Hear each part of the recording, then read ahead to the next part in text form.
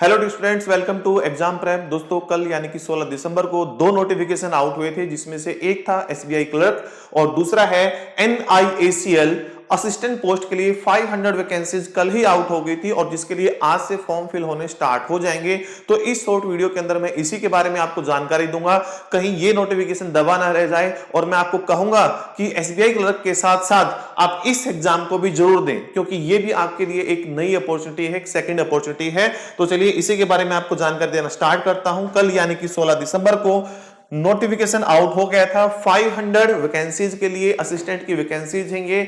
और ये जो वैकेंसीज हैं ये भी स्टेट वाइज और यूनियन टेरिटरी वाइज हैं। तो आप किसी एक स्टेट या यूनियन टेरिटरी से आप फिल कर सकते हैं। आप यहां पर देख सकते हैं कि अलग अलग स्टेट्स की जो वैकेंसीज हैं ये दी गई हैं। मैं चाहूंगा कि जो ओरिजिनल नोटिफिकेशन है उसको भी आप साथ के साथ एक बारी देख लें। और ये एक जनरल इंश्योरेंस कंपनी है। बाकी स्टेट्स की भी आप वैकेंसीज यहां पर देख सकते हैं। वीडियो को पॉज करके आप देख लें, आप जिस भी स्टेट से बिलोंग करते हैं या यूनियन टेरिटरी से बिलोंग करते हैं, और आप केवल एक ही स्टेट के लिए अप्लाई कर सकते हैं।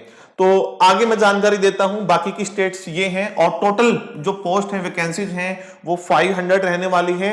और जो मेन इंपॉर्टेंट डेट्स हैं उनके बारे में बात करते हैं। जो नोटिफिकेशन आउट हुआ था वो 16 दिसंबर को आउट हुआ था और इसके लिए आज यानी कि 17 दिसंबर से आप फॉर्म फिल करना स्टार्ट कर सकते हैं। और जो लास्ट डेट रहेगी वो 1 जनवरी रहेगी जी, नए साल का पहला दिन जो आपकी है लास्ट डेट रहेगी फॉर्म फिल करने की। तो इसको भूल ना जाना। और जो टायर 1 यानी कि प्री एग्जाम होगा वो 27 जनवरी को होगा, बहुत ही जल्द एग्जाम कराया जा रहा है। और उसके बाद जो मेंस का एग्जाम होगा वो 2 मार्च को होगा। तो इस दिन संडे रहने वाला है। और जो आपके कॉल लेटर्स है, एडमिट कार्ड है, वो एग्जाम से 7 दिन पहले आउट कर दिए जाएंगे, उनको आप डाउनलोड कर सकते हैं। उसके बाद अगर हम बात करते हैं आपके एलिजिबिलिटी क्राइटेरिया के लिए एज के रिगार्डिंग, तो आपकी मिनिमम एज कम से कम 21 ईयर एज होनी चाहिए और मैक्सिमम एज 30 हो सकती है।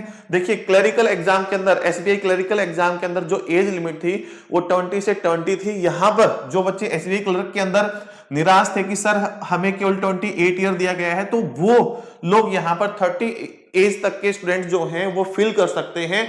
और जो एज कट ऑफ डेट रहेगी कि जब तक आपको अपनी जो एज है कैलकुलेट करनी है, वो 1 दिसंबर 2024 रहने वाली है। और इसको अगर सिंपलीफाई करें तो आपका जो बर्थ है वो 2 दिसंबर 1994 से लेकर 1 दिसंबर 2003 तक का होना चाहिए, इसके बीच में होना चाहिए। अगर इन दो डेट्स के अंदर भी है तो आप एलिजिबल हैं, इससे इधर और उधर नहीं होना चाहिए आपका जो डेट ऑफ बर्थ है। और साथ में जो एज रिलैक्सेशन है कैटेगरी वाइज वो दिया गया है, आप ये अपनी कैटेगरी के अकॉर्डिंग देख सकते हैं अगर आपको रिक्वायरमेंट है।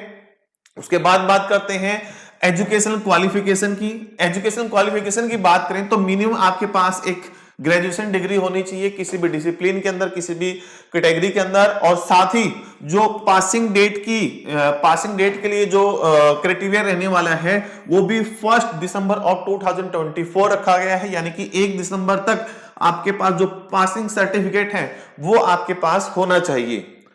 उसके बाद अगर हम बात करते हैं सिलेक्शन प्रोसीजर की, तो सबसे पहले आपका प्री एग्जाम होगा, मेंस एग्जाम होगा। उसके बाद आपका अगर रिक्वायरमेंट पड़ती है तो रीजनल लैंग्वेज टेस्ट कंडक्ट कराया जाएगा, ये भी आपको देना होगा अगर आप अदर स्टेट से बिलोंग करते हैं। तो जो प्री एग्जाम रहने वाला है उसके अंदर 3 सब्जेक्ट आपसे पूछे जाएंगे, जिसके बारे में आप सभी अवेयर हैं। English, reasoning, numerical ability. जो क्वेश्चंस रहेंगे इंग्लिश के 30 रहेंगे 30 मार्क्स के लिए, 35 क्वेश्चंस रीजनिंग के और क्वांट के रहेंगे ईच, और 35 ईच मार्क्स की कैटेगरी रहेगी।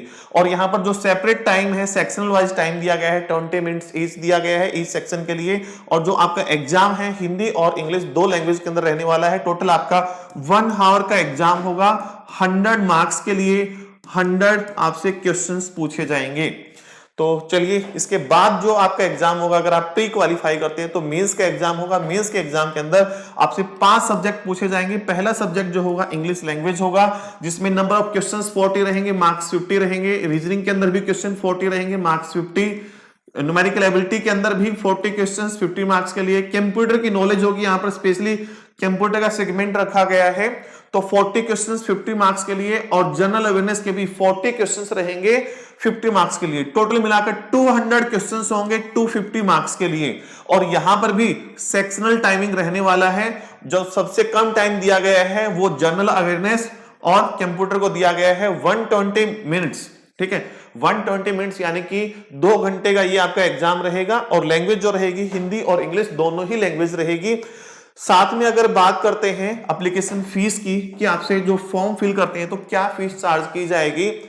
SC ST PWD और एक्स सर्विसमैन के लिए जो फीस रहेगी वो 100 रुपीज रहेगी फॉर्म फिल करने के लिए। जबकि आपने SBI क्लर्क का नोटिफिकेशन देखा था तो वहां पर यहां पर नील थी, कोई फीस चार्ज नहीं की जाती थी। उसके बाद अगर हम बात करते हैं कि जनरल कैटेगरी से OBC से अगर आप बिलोंग करते हैं तो यहां पर आपसे 100 रुपीज SBI क्लर्क के कंपैरिजन में ज्यादा चार्ज किए जा रहे हैं। 850 यहां पर चार्जेस रहेंगे।